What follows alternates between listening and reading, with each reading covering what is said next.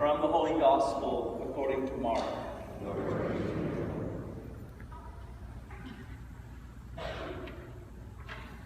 On leaving the synagogue, Jesus entered the house of Simon and Andrew with James and John. Simon's mother-in-law lay sick with a fever. They immediately told him about her. He approached, grasped her hand, and helped her up. Then the fever left her, and she waited on them. When it was evening, after sunset, they brought to him all those who were ill or possessed by demons. The whole town was at the door. He cured many who were sick with various diseases and drove out many demons, not permitting them to speak because they knew him. Rising very early before dawn, he left and went to a deserted place where he prayed. Simon and those who were with him pursued him. And upon finding him, they said, "Everyone is looking for you." He said to them, "Let us go to the neighboring villages where I should preach also. For this purpose I came."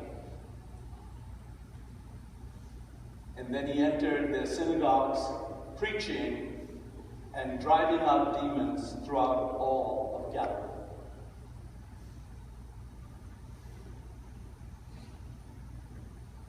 The good news, the gospel of Jesus Christ. Praise to you, Lord Jesus Christ.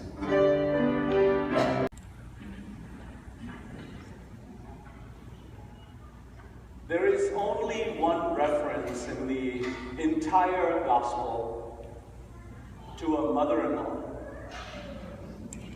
And so the question, why did Simon Peter deny Jesus 3 times?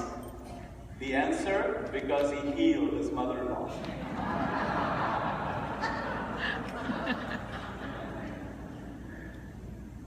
And then we are told, when the fever left her, she waited on them. And you might also get some, for lack of a better word, feminists who might say the only reason why she was healed was that then she could serve the men. But we need to take this experience of Simon's mother-in-law to a higher level and see the broader picture of what this all is. We have to see that Simon's mother-in-law may have experienced a blessing from God, a blessing of healing. And so she must have been grateful and hence paid it forward. Only when we feel we're truly blessed, only when we have known the gift of God through healing or whatever form it takes, then that gratitude moves us to pay it forward. So we go to the movie by that same name, Pay It Forward, where a young boy has a class assignment to change the world.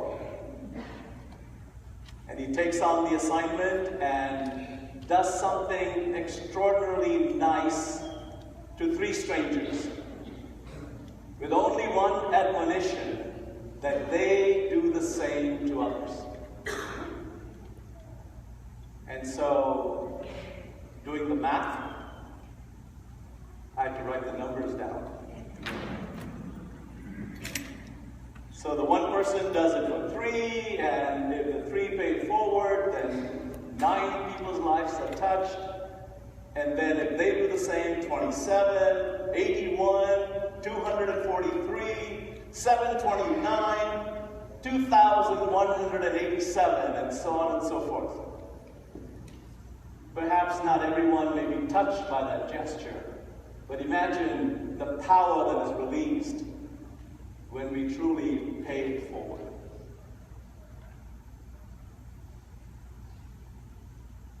So everybody is gathered at the door, we are told. because the one to bring them hope is in the house of Simon and Andrew.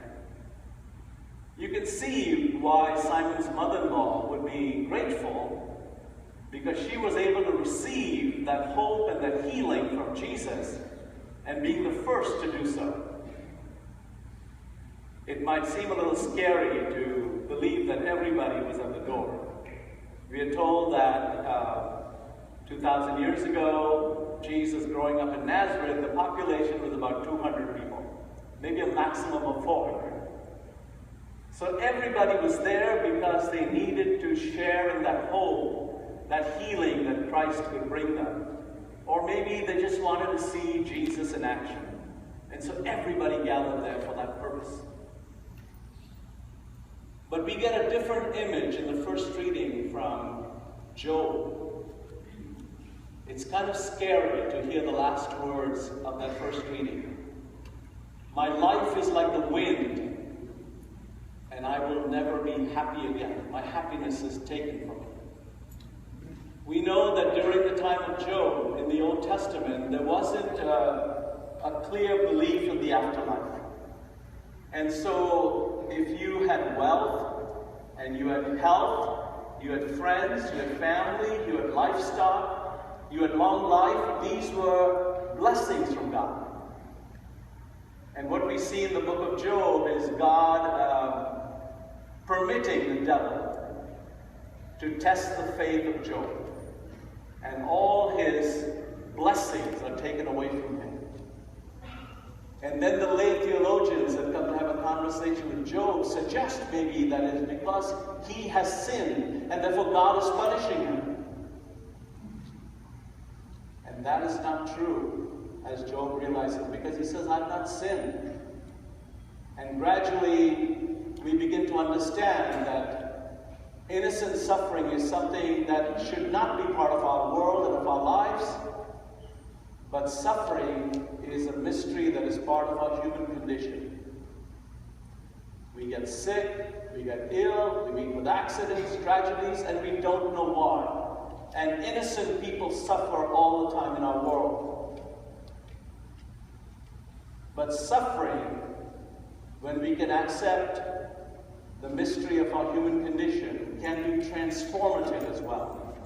Can make us better human beings and better Christians, can deepen our relationship with God and help us to transform the world in which we live. And that is why Job's story doesn't end there.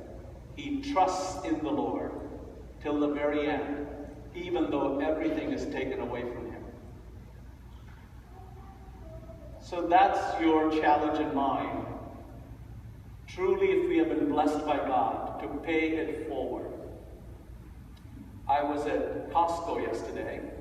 You know, a place where you buy what you don't need.